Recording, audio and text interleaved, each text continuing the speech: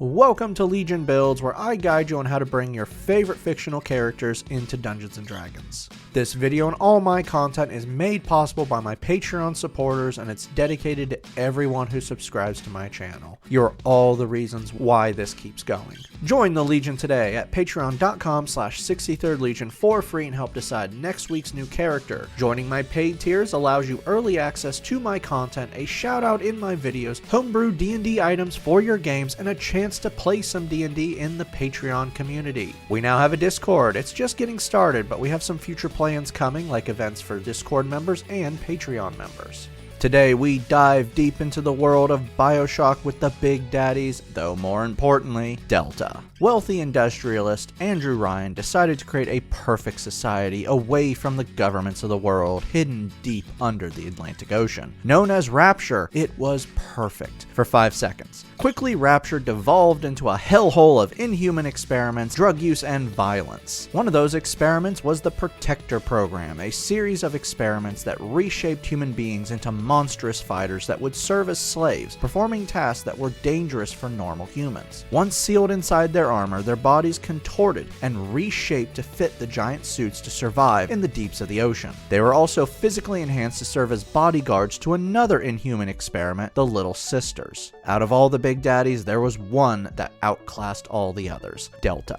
Once a man who accidentally discovered Rapture, Andrew Ryan quickly moved to have him vanish, so not to allow people to think of the surface. Once transformed, this man became the 4th test subject of the Protector Program, and its only survivor. Delta is by far the strongest and most intelligent of the big daddies, as he is the precursor to all of them. He is capable of taking on splicers and other big daddies. He is also able to access the incredible power of atoms, granting him different abilities such as electric generation, telekinesis, fire generation, swarm generation, and more. For today's build, we'll be using the Player's Handbook, Van Ricken's Guide to Ravenloft, Xanathar's Guide to Everything, and Tasha's Cauldron of Everything. We're using standard point array to keep things simple, and we are multi-classing, so keep an eye on those minimums should you use another system. Make Strength 15, Intelligence 14, Con 13, Wisdom 12, Dex 10, and we're going to be dumping Charisma with an 8. Freight trains don't need Charisma. Delta is a transformed human capable of surviving in the harshest environments. Reborn from Van Richten's is going to work just great. Ancestral Legacy grants you 2 skills of your choice. Take Athletics and Perception. Knowledge from a past life allows you to add 1d6 to any skill check you make. You can do this a number of times equal to your proficiency bonus between long rests. Deathless Nature makes you damn near unkillable. You no longer eat, drink, or breathe. You also are resistant to poison damage, have advantage on saving throws against poison and diseases, have advantage on death saving throws, and you don't sleep and can't be put to sleep magically. Your long rests are 4 hours long, and you are fully aware of your surroundings. To finish out your lineage, you know the language Common and 2 more of your choice. For background, place +2 into intelligence and +1 into strength. For your origin feat, Tough gives you double your character level in HP and then gives you +2 HP every level after. For your skills, take Intimidation and Arcana. To end out your background, take a tool proficiency in whatever you wish. Level 1 Artificers start things off with 2 skills. Grab Perception and Investigation. You have proficiency in Thieves' Tools, Tinkerer's Tools, Light and Medium Armor, Shields, Simple Weapons, and another Artisan tool of your choice. Magical Tinkering lets you imbue small magical effects into tiny non-magical items for now. Very soon Artificer will be updated and improved for the new edition. This lets you add effects to a number of objects equal to your intelligence modifier. Soon this will be replaced with the ability to create simple objects magically. Spellcasting grants you spells. You prepare a total number of spells equal to your intelligence modifier plus half your artificer level, but that's not how it's going to go moving forward. The new edition has gotten rid of that type of handling of spells, so we'll be using the Unearthed Arcana version as it is more streamlined to the new edition. If you're not using the new edition, don't worry, it's still easy to keep this streamlined. You're going to start off with 2 cantrips and 2 first level spells. For your spells, Light gives you a flashlight by imbuing shining magical light onto an object that you are holding or wearing for 1 hour. This sheds bright light out to 20 feet and dim light out to another 20 feet. Mage Hand grants you some telekinesis by allowing you to move objects out to 30 feet from you for 1 minute. This lets you perform simple interactions like opening a door, but not fighting. Featherfall slows you down for 1 minute, and if you hit the ground in that minute, you take no fall damage. Cure Wounds gives you a med kit and heals you 2d8 plus your intelligence modifier. Level 2 Artificers gain infused items. This lets you turn non-magical items into magical ones, until later this year where it will be replaced with Replicate Magic Item, which is the same thing, so it doesn't matter, though the new feature will be improved. There are some good options that can really customize this for you, so I'm gonna let you decide what you want, because frankly, everything I'm already giving you in this build works perfectly. For your new spell, Catapult from Xanathar's gives you a telekinetic push. Choosing one item that weighs no more than 5 pounds, you launch the item 90 feet. Should it collide with anything in that 90 feet, you force a dex save on what it hits and deal 3d8 bludgeoning damage on a failure. Level 3 Artificers now have access to their subclass, and I'm sure you all saw this coming. Armorer from Tasha's is going to give you your armor. Tools of the Trade gives you proficiency in heavy armor and smith's tools. Arcane Armor transforms your armor into magical armor. The armor stretches over your body, including your head, is now a focus for your Artificer spells, and you can don or remove the armor with an action. It also replaces any missing limbs. Armor Model grants your magical armor features. Right now there is only one that fits you, though in the update, Juggernaut works really great for you, but if you don't have the update, go with Guardian, as that's the one I would choose. While wearing your armor, it has attached weapons that you can use your intelligence modifier for attack and damage, but strength will still be better, so we're not going to use it. For what you get as Guardian, Thunder Gauntlets are simple melee weapons that deal 1d8 thunder damage on a hit, and if you hit a creature, they have disadvantage on attack rolls against another target that isn't you until the start of their next turn. Defensive Field gives you temporary HP with a bonus action. This temp HP equals your Artificer level, which isn't going to be a lot. You can do this a number of times equal to your proficiency bonus per long rest. Armorer Spells gives you free spells. For your Armorer Spells, Magic Missile fires 3 rivets that auto hit and deal 1d4 plus 1 force damage per rivet. Thunder Wave slams your foot down and creates a 15-foot cube in front of you that forces a con save from everyone within the cube, dealing 2d8 thunder damage on a failure and then sends them back by 10 feet. For your final Artificer spell, False Life grants you temporary HP equal to 2d4 plus 4 temp HP, and you can upcast this to add plus 5 temp HP for every level. This can't stack with Defensive Field, but it's better. Level 1 fighters gain proficiency bonus for multi-classing into them. You are now proficient in all weapons. Fighting Style grants you a Fighting Style feat. For this feat, 2-weapon fighting lets you add your damage modifier to both weapons you are wielding at the same time. Remember, you have 2 gauntlets, so this is a good fighting style for you, but not completely important for the build, so you can change it if you want. Second Wind lets you heal yourself 1d10 plus your fighter level with a bonus action twice per long rest, but you get 1 use back after a short rest. Weapon Mastery lets you unlock special properties with your weapons you are proficient with. At the end of a long rest, you choose 3 weapons that you're proficient with, and now you can use those weapons' mastery properties. In Bioshock, you get shotguns, spear guns, and, well, guns. So for your weapon mastery, you'll see pistols give you Vex. This lets you have advantage on your next attack against a creature you've already hit with this weapon before the end of your next turn. Right now, you have 3 weapon masteries active at once. Level 2 fighters learn Action Surge. This lets you give yourself a free action once per short or long rest, but you cannot cast a spell with this free action. Tactical Mind lets you add Second Wind to a failed skill check. When you fail a skill check, you can use your bonus action to add 1d10 to the check, and if you still fail the check, you don't lose the use of Second Wind. You've reached character level 5, bringing your proficiency bonus up to +3.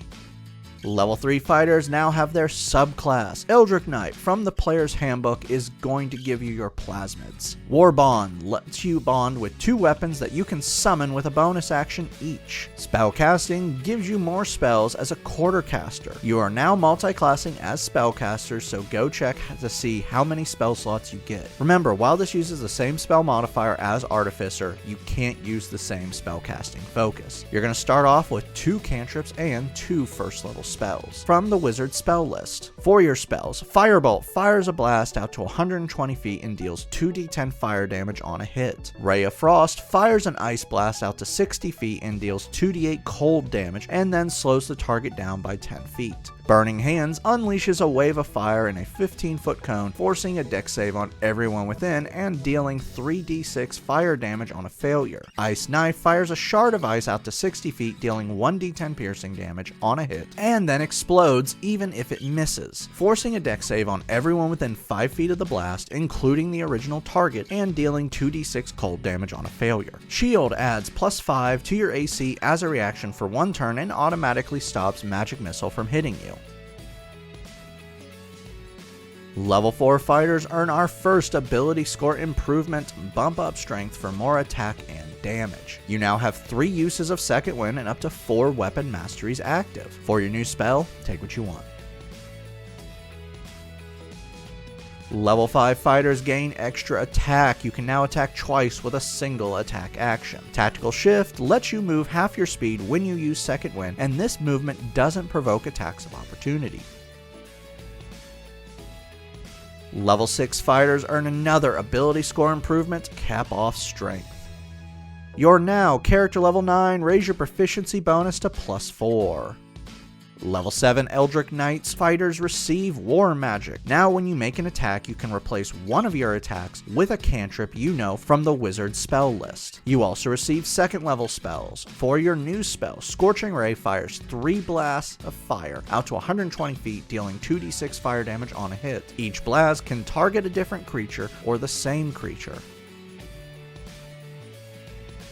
Level 8 fighters earn another ability score improvement, Raise Your Con for more health. For your new spell, Gust of Wind unleashes a telekinetic force into a 60-foot long, 10-foot wide line for 1 minute while you maintain the spell. Each creature within the line must make a strength save or be pushed back by 15 feet. Walking against the line costs extra movement, and you can change the direction of the line with a bonus action. Your character level 11, Firebolt and Ray of Frost now deal 3 damage dice each. Level 9 fighters learn Indomitable. You can now reroll 1 failed saving throw per long rest. Tactical Master allows you to switch the weapon mastery of a weapon you have chosen when you hit with it. For what you can switch this with, Push pushes a creature you've hit with this weapon back by 10 feet. Slow reduces the speed of the creature you hit with this weapon by 10 feet until the start of your next turn. Sap causes a creature you've hit with this weapon to have disadvantage on their next attack until the start of your next turn. Level 10 Eldritch Knight fighters gain Eldritch Strike. When you hit a creature with your weapon, they now have disadvantage on their next saving throw to a spell you cast before the end of your next turn. You now have 4 uses of Second Wind and 5 weapon masteries active. For your spells, Infestation from Xanathar's unleashes a cloud of insects out to 30 feet at a creature. Forcing a con save, if they fail, they take 3d6 poison damage and then get pushed by 5 feet in a random direction. For your next spell, take what you want. You've hit character level 13, bring your proficiency bonus to +5. Level 11 fighters now have extra attack ×2. You can attack 3 times with a single attack action. For your new spell, take what you want. Level 12 fighters earn another ability score improvement, Bump Up Con. Level 13 fighters receive 2 uses of Indomitable. Studied Attack helps you with your attack rolls. When you miss with an attack, you now have advantage on your next attack against the same creature before the end of your next turn. You now have 3rd level spells. For your new spell, Lightning Bolt fires an electric blast in the form of a 100-foot long line. Each creature within the line must make a dex save or take 8d6 lightning damage. Level 14 fighters earn another ability score improvement to bump up con again for more health. For your new spell, Fireball unleashes a blast out to 150 feet, exploding into a 20-foot radius sphere. Every creature within the sphere must make a dex save or take 8d6 fire damage. You've reached character level 17, max out your proficiency bonus at +6. Firebolt, Ray of Frost, and Infestation now deal 4 damage dice each. Level 15 Eldritch Knight fighters gain Arcane Charge. Now, when you use Action Surge, you teleport 30 feet. Level 16 fighters earn our final ability score improvement, and you now have access to epic boon feats. For your boon, Boon of Fortitude adds +1 to con, and you gain a bonus 40 HP. Also, when you go to regain HP, you get even more, equal to your con score, which is now 20. For your final spell, Take What You Want. You can now have up to 6 weapon masteries active at once. Our final level is level 17 fighters, and now you have 2 uses of Action Surge and 3 uses of Indomitable. Now that we've hit level 20, let's recap. Your stats are Strength 20, Dex 10, Con 20, Intelligence 16, Wisdom 12, Charisma 8. Your total class levels are Fighter 17, Artificer 3. Let's dive in. You are a beast. Your melee attacks are 1d8 plus 5 thunder damage. You can attack up to 4 times normal and 7 times with an action surge. You can unleash dangerous blasts of different types of damage like fire, ice, and lightning. You can also launch objects at people. Finally, you're just unstoppable. Your total health, taking the average, is 300. You can reroll up to 3 failed saves. You can heal yourself 1d10 plus 17. Can add 20 to any healing you get. You have resistance to poison damage, temporary HP, and advantage on death saving throws. Downside. First, your charisma is garbage at a -1. Your intelligence stat isn't that great either, but being smarter than a normal Big Daddy isn't much of an accomplishment. Finally, your dex means you'll need really good armor, as it adds nothing to your AC and initiative, so you're slow and going to get hit. Thankfully, your HP is high. The whole build is geared towards being a juggernaut in battle, but you can be overwhelmed, so watch out. Get out there and find your daughter and smash everything in your path. I'd like to give a special shout out to my Artificer tier. Thank you, John Martin, Christopher R. Hunter, Java Squirrel, Jonathan Haynes, and Daniel Saftler. You guys rock. Make sure to like and subscribe to not miss a single new build each week on YouTube and Spotify. And make sure to check out my Patreon, where you can help decide next week's new character.